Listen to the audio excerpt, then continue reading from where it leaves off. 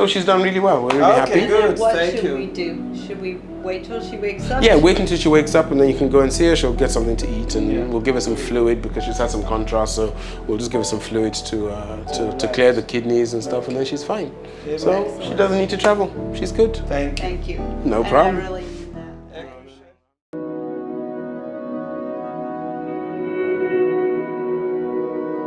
Miss Adekunle has been my patient for quite some time.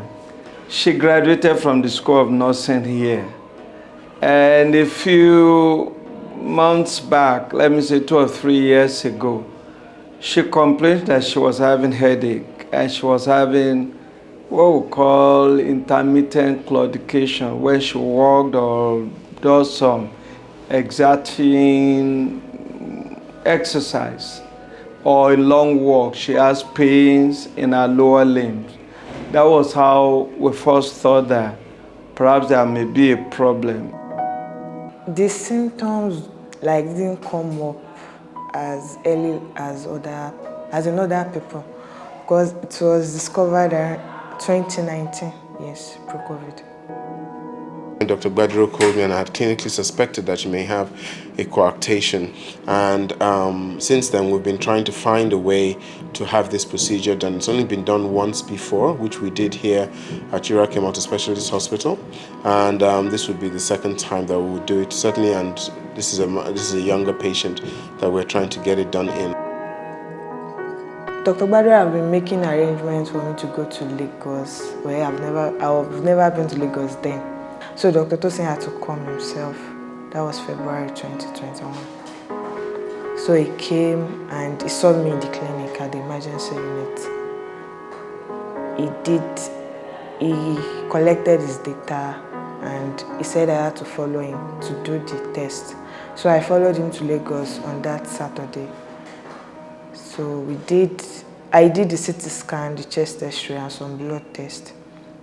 So it was very visible then that it was really severe coarctation.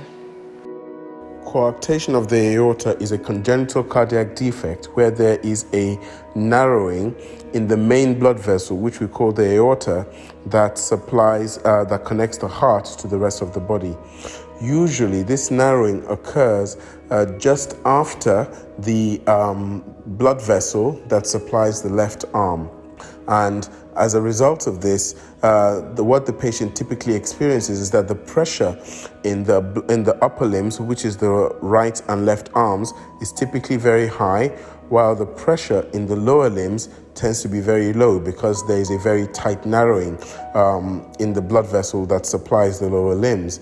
And typically patients will complain of pain when they walk because the muscles of the legs do not get enough blood when the patient is walking or trying to exercise. And you can see that on the CT scan, which is where the narrowing is, as shown by the red arrow. I'm at Euracare this morning for the procedure. Today being the 9th of December, which the procedure was scheduled to be. And I just met with Dr. Slusher and Dr. Badro, which are like my foster parents, and they had a short prayer with me. Dr. Tosin was there to discuss every risk of the procedure, and I signed the consent form too.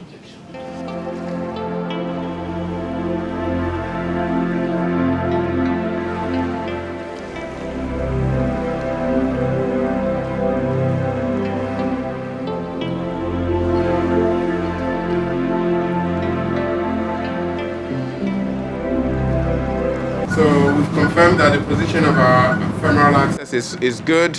We're happy with our radial access. We're now going to pre-close the artery with some ProGlides, and then we can start getting up to do some aortograms and then see what we're up to. So now we've got the right radial sheath. We've got a pigtail catheter, 4 French pigtail catheter in the ascending aorta above the coarctation. We're going to do an angiogram just to define the anatomy, and then we're going to attempt to cross from below using a slippery straight-tipped wire. So we're done with the procedure. We're happy with the placement of the wire and the stent. We're now just going to take out all our sheaths and try and get hemostasis. Congratulations, guys. Second coarctation stent to be done in Nigeria, so well done. Okay, so we're very happy. So we started off with a gradient of 40, and we've ended up with a gradient of 15 across the coarctation, which is fine. We're happy with that. We've deployed our perclose sutures, and they've deployed very well. We've already got hemostasis on that, so we're hoping to let the sedation wear off, and then she can start walking around in a few hours, and then we can get her home tomorrow. Great. So it's 4 hours after the procedure. We've been able to get her up and about. Everything seems fine. She's got a bit of discomfort in the groin, but apart from that, no issues. Her blood pressure is fine. It's actually lower now than what it was before the procedure, so we can already see some of the hemodynamic benefits, and we're hoping that that will be sustained over the medium term. So the plan will be to come back in, she'll be discharged tomorrow after a chest x-ray, and then she'll come back in 3 months' time for another ECG echocardiogram and a repeat CT scan to have a look at the stent and see how things have changed from before we did the procedure. So everything has gone very well. Well, they've been checking my vitals since then, and it's dropped from 200 to 130 to 130 90, and I was really shocked because it has been a long time. I really appreciate Dr. Tosin for his expertise, and he's really a good doctor, I can say. And I appreciate the foundation too. They made all this thing possible. Because if it's to gather the money needed for the procedure, I think I'll still be here, and something bad might have happened before then.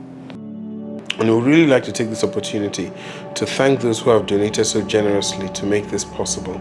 There had been repeated attempts for this young lady to travel to the US to have this procedure done, and there was talk of frustration at the US embassy not awarding her a visa to be able to go and have this done in the US.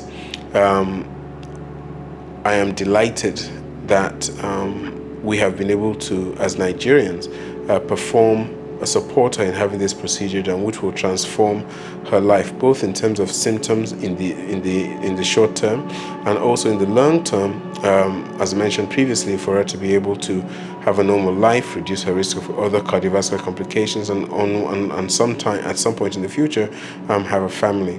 For all those who are viewing this, to be aware of the fact that we have many, many more patients who are exactly like Eunice, who have complex medical conditions that require expensive medical procedures, which we are able to perform for them in Nigeria, but due to various circumstances, these patients are unable to afford to have these procedures. The support of well-meaning and generous Nigerians such as yourselves would be gratefully received in order to help many more of these patients access the care that they need so that their lives can be improved. I take it as a point of patriotic pride that as Nigerians we're able to support other Nigerians who may be less fortunate to have a much better quality of life.